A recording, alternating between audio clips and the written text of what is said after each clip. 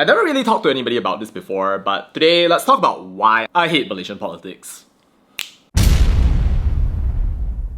So this might be a hot take, but yes, I talk about Malaysian politics a lot. But you know why I do that? It's not because I like it, it's because it's a trauma response. See, whenever I see some idiot talking nonsense about how Melayu hanya ada tanah Melayu, or complaining about Type C turning flags upside down, agama, bangsa, hidup, umat, then whatever the hell this is. a part of it is funny, but a part of me also wants to vomit inside. So yeah, not a fan. Dude, seriously, it is a freaking rage fiesta. Just go look on threads on Facebook at random stupid people just sharing things that even more stupid people think to share over and over again because they think it helps their agama bangsa. No DAP, walawun, walanon, walawun, walanon. You just look at the comments left, right, front and center. You see all these people with their inbred echo chambers just commenting about how they don't like Type C, some people don't like Type Ks, Type Ms, Quil Haram, and honestly I look at it, it's freaking disgusting. You know, if you actually were to go and touch grass, go away from social media for a while, you see that Malaysians are actually quite nice. Like, that's not how we talk, it's not how we communicate, but when it comes somehow to politics in this country, then suddenly people are just like fighting day in and day out as if it is their full-time occupation. But this brings me to reason number 2. Malaysian politics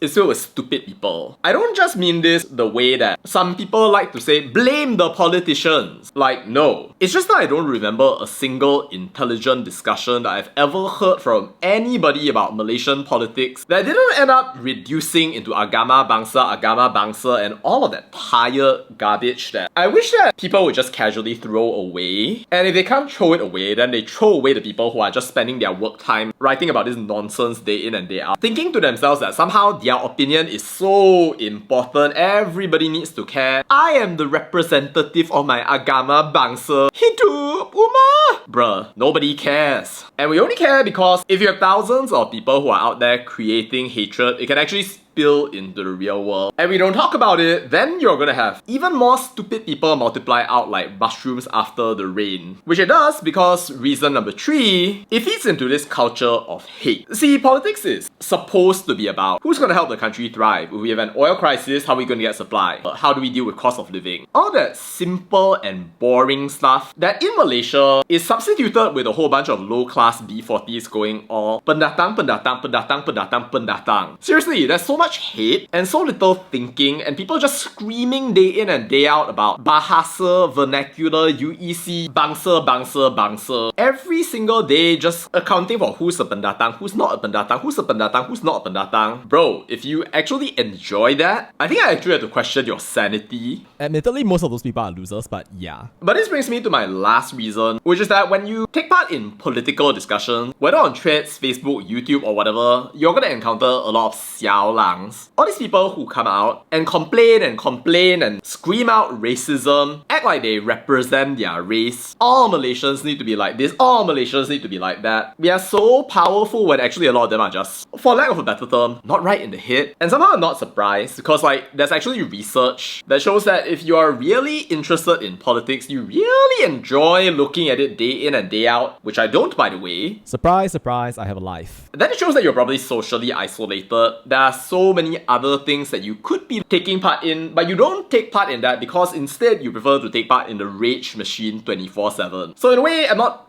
that surprised that politics attracts these kinds of people. But surely not you, right, Sapoops? You're the smart ones. You're the best. Hidup Sapoop. And yes, I know, as somebody who talks about politics in Malaysia, I actually benefit from talking about politics. Controversy is something that does help this channel. Please like and subscribe if you like to support my work. But seriously, I freaking hate the political climate in this country. I think the things that we talk about are stupid, uninspiring. It's the same damn thing hundreds of times over. Different faces, same shit. And it is so much more interesting to be spending time reading stuff, actually improving yourself, learning new skills, which by the way, are going to be useful whether you live in a good country or a garbage country. I'm not going to say which kind Malaysia is. And that is something that I do. I've been reading so many different books, building so many different things outside of this toxic political world that I'll still talk about, especially if something ridiculous happens that makes me just be like, what the hell are these people even thinking about? But you have to understand, right? I talk about this stuff because it's entertaining for me. I enjoy doing it. For the pure fun of yapping, it's not because I think that Malaysian politics is inspiring or fun or amazing, but I think that it can and should be better. And it just so happens that I have my opinions about it, that I have no reason to shut down just because a couple of people get triggered. Left, right, front, and center. I mean, I like to yap.